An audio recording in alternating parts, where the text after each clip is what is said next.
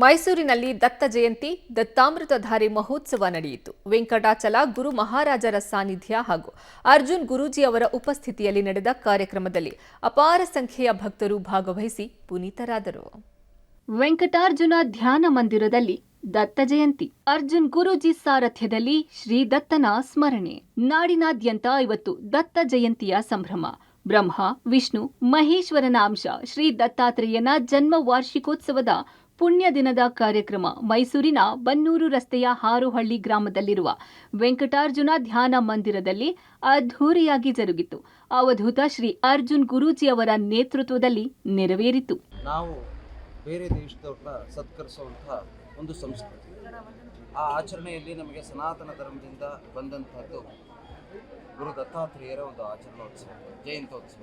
ಆ ಕಾರ್ಯಕ್ರಮವನ್ನು ಇವತ್ತು ದೇಶಾದ್ಯಂತ ದತ್ತ ಭಕ್ತರು, ಗುರು ಭಕ್ತರು ಇವತ್ತಿನ ದಿವಸ ಆಚರಣೆ ಮಾಡಿರ್ತಕ್ಕಂಥದ್ದು, ಲೋಕಕ್ಕೆ ಸುಭಿಕ್ಷವನ್ನು ಕೊಡಿರ್ತಕ್ಕಂಥದ್ದು. ಎಲ್ಲರೂ ಚೆನ್ನಾಗಿರಲಿ, ಜಾತಿ ಧರ್ಮಗಳೆಲ್ಲ ದೂರ ಆಗಿ ಮೇಲು ಕೀಳು ಅನ್ನುವಂಥ ಒಂದು ಭಾವವನ್ನು ದೂರವಿಟ್ಟು ನಾವೆಲ್ಲರೂ ಒಂದೇ ಸದ್ಭಕ್ತರು ಅನ್ನುವಂಥ ಒಂದು ಭಾವವನ್ನು ತುಂಬೋದಕ್ಕೋಸ್ಕರ ಇವತ್ತು ದತ್ತ ಜಯಂತಿ ಆಚರಣೆಯನ್ನು ಸಂಭ್ರಮದಿಂದ, ಸಡಗರದಿಂದ, ಭಕ್ತಿಯಿಂದ, ಜಾತ್ರಾ ಮಹೋತ್ಸವದಂತೆ ಆಚರಣೆ ಮಾಡಲಾಗುತ್ತದೆ. ತ್ರಿಮೂರ್ತಿಗಳ ಪ್ರತಿರೂಪ ದತ್ತಾತ್ರೇಯ ಜಯಂತಿ ಹಿಂದೂ ಧರ್ಮದಲ್ಲಿ ಆಚರಿಸಲಾಗುವ ಪ್ರಮುಖ ಹಬ್ಬಗಳಲ್ಲಿ ಒಂದು. ಮಾರ್ಗಶಿರ ಮಾಸದ ಹುಣ್ಣಿಮೆಯಂದು ಬರುವ ದತ್ತ ಜಯಂತಿಯನ್ನು ಭಕ್ತರೆಲ್ಲರೂ ಒಟ್ಟುಗೂಡಿ ಭಕ್ತಿಪೂರ್ವಕವಾಗಿ ಆಚರಿಸುತ್ತಾರೆ. ಬನ್ನೂರು ರಸ್ತೆಯ ಹಾರೋಹಳ್ಳಿ ಗ್ರಾಮದಲ್ಲಿರುವ ವೆಂಕಟಾರ್ಜುನ ಧ್ಯಾನ ಮಂದಿರದಲ್ಲಿ ದತ್ತ ಜಯಂತಿ ಕಾರ್ಯಕ್ರಮ ನಡೆಯಿತು. ಭಕ್ತಾದಿಗಳು ಸಕುಟುಂಬ ಸಮೇತರಾಗಿ ಭಾಗವಹಿಸಿ ಭಗವಂತನ ಕೃಪೆಗೆ ಪಾತ್ರರಾದರು.